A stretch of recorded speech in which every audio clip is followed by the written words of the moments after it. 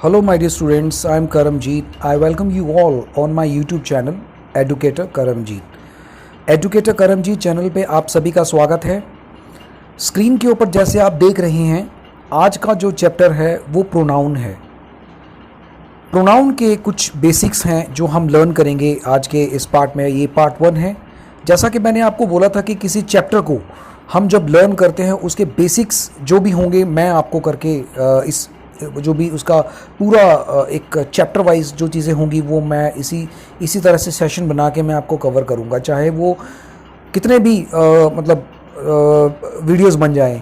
तो हम अभी जो शुरुआती जो वीडियोस हैं उसमें हम ये लर्न कर रहे हैं कि बेसिकली कोई नाउन है, आर्टिकल है, सब्जेक्ट वर्ब एग्रीमेंट है, वो कैसे काम करता है, होता क्या है। ज़्यादातर स्टूडेंट्स को ये भी नहीं पता होता कि नाउन क्या होता है, प्रोनाउन क्या होता है, वो कैसे काम करता है। मेरी जो वीडियोस होंगी वो थोड़ी छोटी होंगी, 15-20 मिनट की, आधे घंटे की, 40 मिनट की भी हो सकती है, मतलब इससे ज़्यादा नहीं होंगी, क्योंकि शुरुआती दौर में ग्रामर को पढ़ना थोड़ा सा डिफ़िकल्ट टास्क हो जाता है। अभी हम प्रोनाउन के जो टर्म्स हैं वो देखेंगे।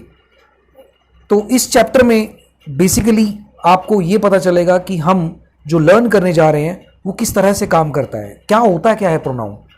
स्कूल में हमने पढ़ा था, लेकिन अभी इस लेवल पे आके हम वो चीज़ें भूल जाते हैं, तो वो हम अभी देखेंगे। चलो let's start the session. Pronoun. Pronoun is a word used instead of a noun. Noun की जगह पर यूज होने वाला प्रोनाउन होता है।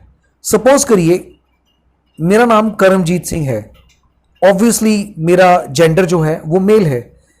अगर मुझे मेरे जेंडर के हिसाब से एक वर्ड ऐसा यूज़ करना है कि अगर मैं अपना नाम भी ना लूँ या कोई दूसरा पर्सन मेरा नाम ना ले और मेरी जगह कोई ऐसा वर्ड यूज़ करे जो जेंडर को डिनोट करता हो, तो वो क्या होगा, वो होगा ही, हिम, हिज।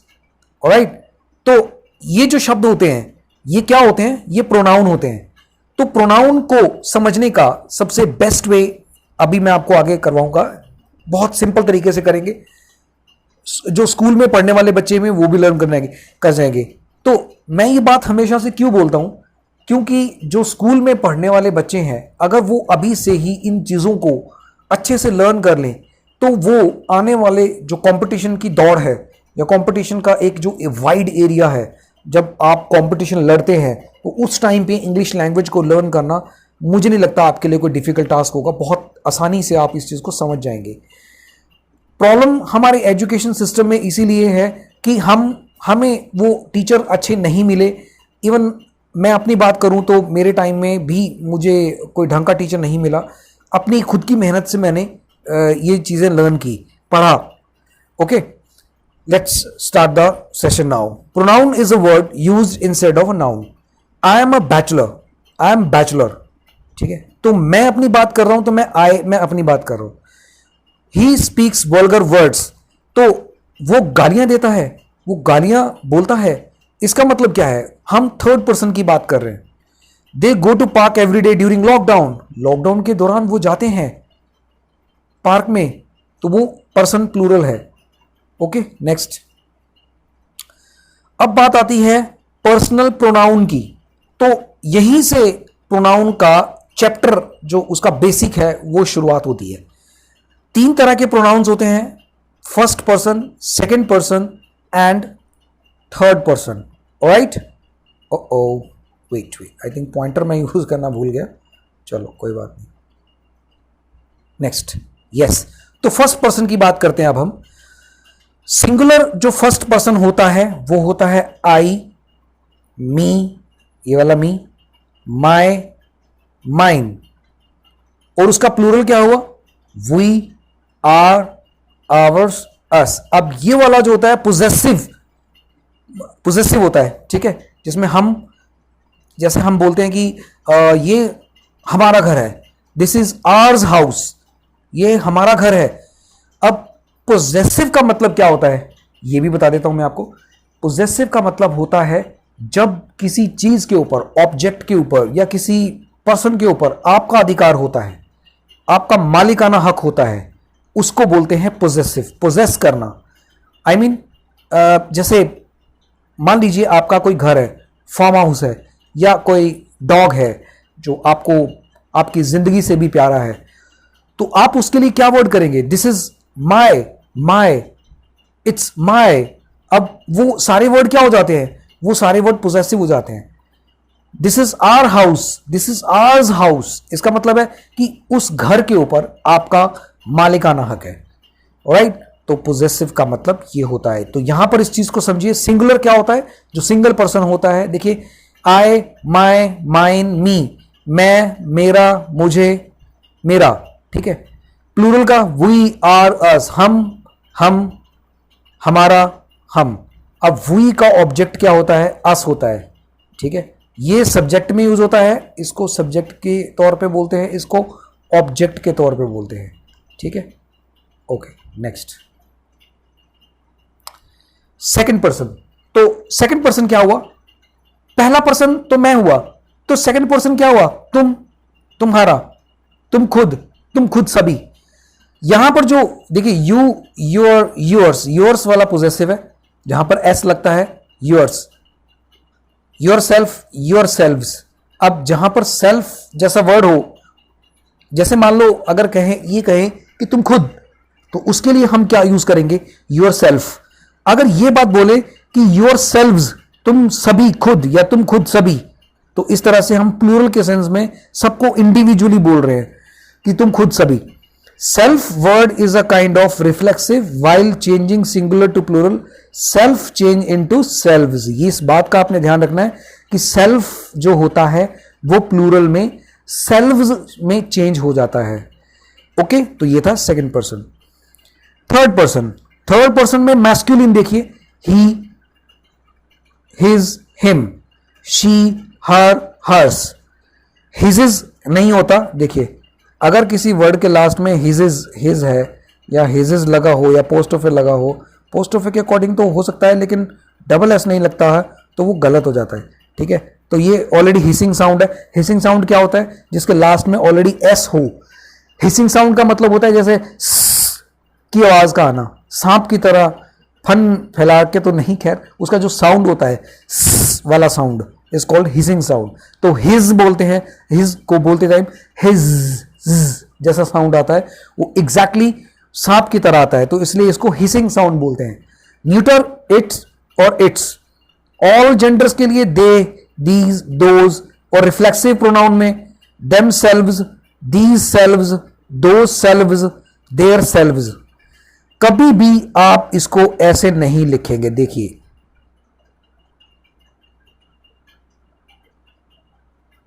ये गलत है क्योंकि ये सिंगुलर है, सेल्फ होता है सिंगुलर, और सेल्फ, अब ये सॉरी 6 में आते हैं, वेट, अब ये वाला वर्ड तो प्लूरल है, ये वाला वर्ड सिंगुलर कैसे हो सकता है? क्योंकि ये इकट्ठा वर्ड ये आपको इस तरह से लिखना है, देम सेल्व्स, देयर सेल्व्स, दो selves, the selves. Okay, clear? I hope ये चीजें आपको समझ में आ गई होंगी, क्योंकि सेशन छोटा ही है लेकिन बहुत इफेक्टिव है। ये बार बार आप इसको बैक करके दोबारा से देखिए, आपको और ज्यादा लर्न हो जाएगा। चलो नेक्स्ट करते हैं। Yes, learn the difference between possessive adjective और पोजेसिव प्रोनाउन। देखिए इन दोनों सेंटेंसेस में, इन तीनों सेंटेंसेस में जो नीचे वाले हैं वो दोनों सेम है, लेकिन ऊपर वाला एडजेक्टिव केस है। बोलने का तरीका सेम है, लिखने का तरीका अलग है। जब पोजेसिव एडजेक्टिव होता है तो हम इस तरह से लिखते हैं। देखिए एक नाउन का एक आई मीन ग्रामर का एक रूल होता है, नाउन से पहले एडजेक्टिव होता है। जैसे मान लो मैंने बोला she is a beautiful girl. अब ब्यूटीफुल जैसा वर्ड क्या हो गया? वो एडजेक्टिव हो गया, विशेषता है, विशेषता है किसी चीज की। और गर्ल क्या हो गया? नाउन हो गया। तो गर्ल क्या हो गया? नाउन। अरे यार ये मुझे, यस, गर्ल नाउन हो गया, और ब्यूटीफुल जैसा वर्ड क्या हो गया? वो एडजेक्टिव हो गया। तो जब ब्यूटीफुल जैसा वर्ड आता है वो क्या होता है? एक तरह से किसी की विशेषता होता है। तो इस तरह से ये पोजेसिव एडजेक्टिव है। This is my book, this book is mine. Mine जो वर्ड है वो प्रोनाउन होता है, पोजेसिव प्रोनाउन होता है, जैसे हमने प्रीवियस स्लाइड में सीखा था। इसी तरह say that idea of yours, yours देखो इज एक्सेलेंट, तो ये क्या है? पोजेसिव प्रोनाउन है। योर्स क्या हुआ? सेकंड पर्सन का प्रोनाउन हो गया ना। क्लियर? थोड़ा सा एडवांस लगेगा, but nothing is impossible in this world. The uses of it.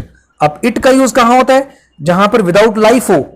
Pen की कोई लाइफ नहीं होती है. It here is a pen, take it away. अब पेन की लाइफ होती है क्या? आप जब पेन तोड़ोगे तो क्या वो चीख मारेगा? नहीं. क्या उसको दर्द होगा? नहीं. एनिमल्स के लिए भी हम ऐसे यूज करते हैं. He loves his dog and can't do without it.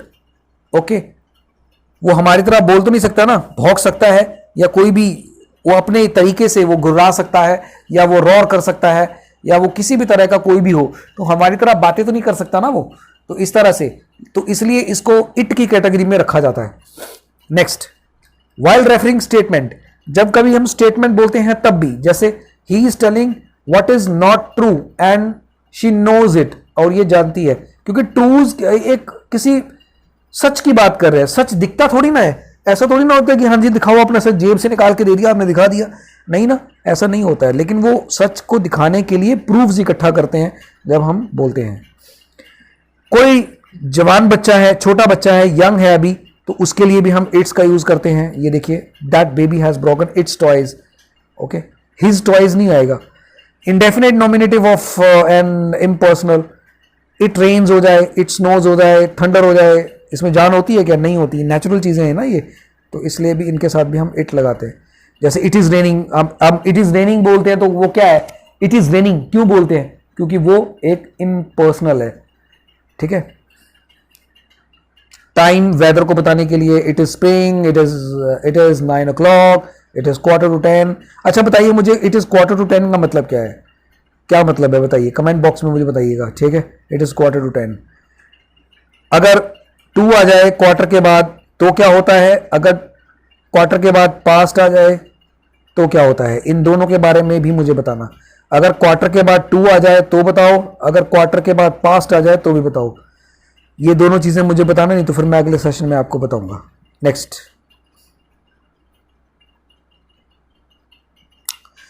Thank you for watching this video. Stay happy, stay safe. जय हिंद, जय भारत.